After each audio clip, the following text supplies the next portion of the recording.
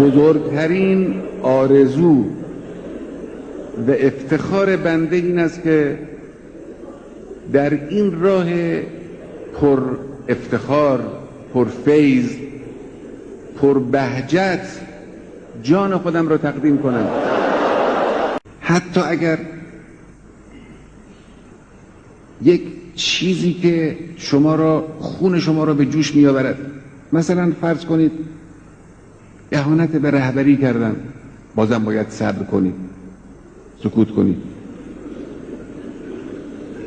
اگر عکس مرا هم آتش زدن، پاره کردن،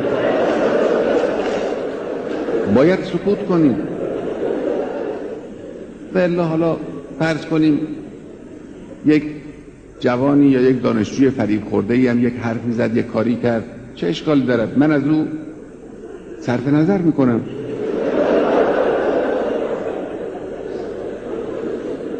ای سید و مولای ما،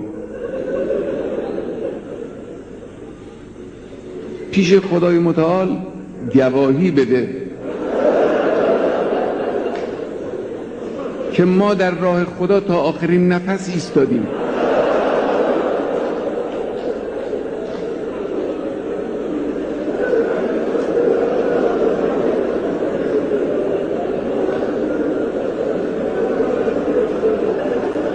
بزرگترین آرزو و افتخار بنده این است که در این راه پر افتخار، پر فیض، پر بهجت جان خودم را تقدیم کنم.